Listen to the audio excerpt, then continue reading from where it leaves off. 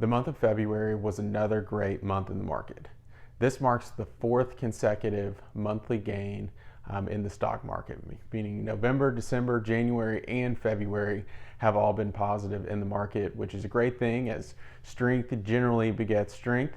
So that's an encouraging sign to start this new 2024 year with two strong positive months in the markets.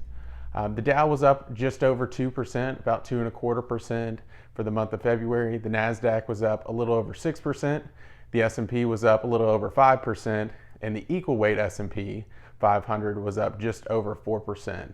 So that's encouraging because it's good to see that it's not as top heavy. It's more broad in that participation and in those returns. So it's very encouraging to see not only a good positive stock market, but having more breadth in the market as well, as opposed to it being very top heavy like it was in 2023. When you look at the Fed policy that's been coming out this month, we don't think that there will be a cut in interest rates in March.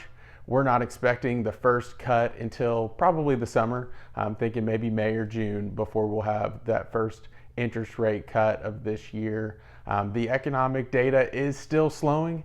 We do think that we are headed for a mild recession just based on the data that is coming out. The CPI number is at 3.1%, so that's the unemployment number that came out this month. The month over month came out a little bit hotter than expected at 0.3%. We were expecting more of the 0.2% month over month growth, and so there was a few rough days in the market following that number coming out. It backed up a little bit, but still the 3.1% is trending in the right direction.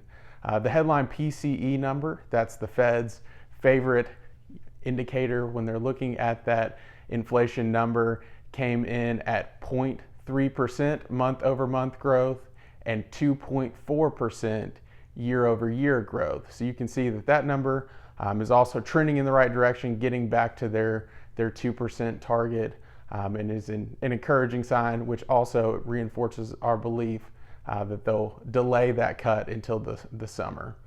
The unemployment number that came out this month was at 3.7%, still very, very low compared to historical averages, which is why, and reaffirms our belief that we may have a mild recession, but given of where we're starting and the data that's coming out with wage growth still being above historical averages, that it'll be more of a mild recession than a deep, severe recession like we've seen in 2008, that kind of thing. We aren't expecting anything like that.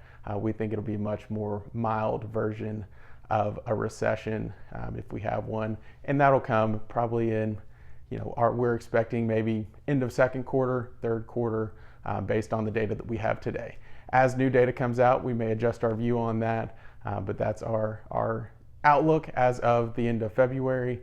We're looking forward to the month of March, looking forward to hopefully having another positive month and make that hopefully a fifth consecutive month of gains in the market. So thank you so much. Look forward to talking to you next month.